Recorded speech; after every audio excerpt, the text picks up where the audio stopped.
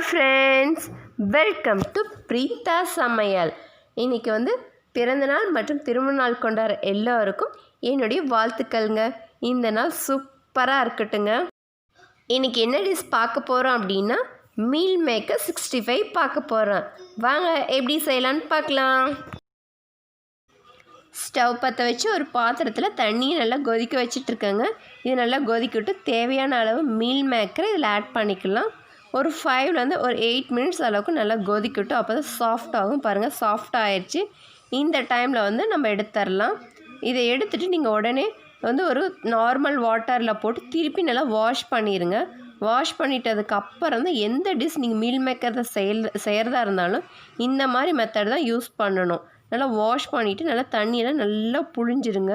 புழிஞ்சிட்டு எடுத்து வச்சுக்கலாம்.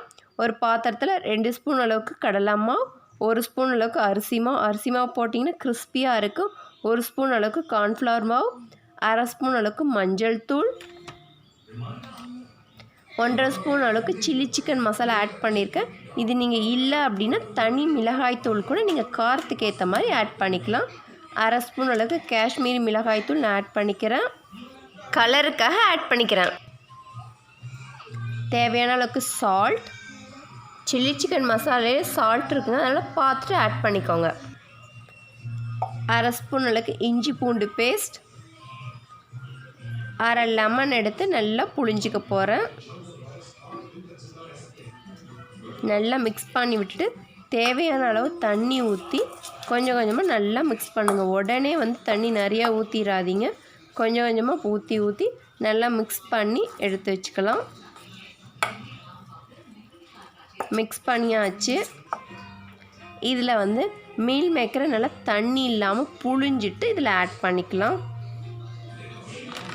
பாருங்கள், எல்லாம் ஆட் பண்ணியாச்சு. இப்போ நல்லா மிக்ஸ் பண்ணி விட்டுக்கலாம். இது நல்லா 1/2 அன் ஹவர் அளவுக்கு ஃப்ரிட்ஜில் வச்சுட்டா தான் அதில் மசாலாலாம் இறங்கி நல்லா டேஸ்டியாக இருக்கும். 1/2 அன் ஹவர் ஆயிடுச்சு. இப்போ ஸ்டவ் பற்ற வச்சு வானல் வச்சு ஆயில் ஹீட் ஆனதும் இந்த மீல் மேக்கரெல்லாம் ஒவ்வொரு பாலாக எடுத்து போட்டு பொரிச்சிக்க போகிறேன். பாருங்கள், நல்லா கலர் சேஞ்ச் ஆயிடுச்சு. ஒரு மிக்ஸ் பண்ணி விட்டுறலாம். கொஞ்சம் மிக்ஸ் பண்ணி விட்டுட்டு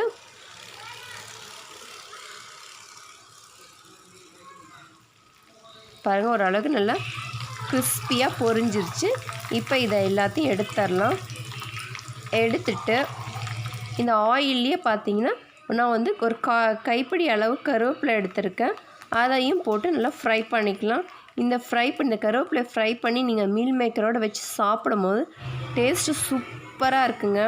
பாருங்கள், இதையும் எடுத்துடலாம். கருவேப்பிலை ஃப்ரை ஆகிடுச்சு, எடுத்துடலாம்.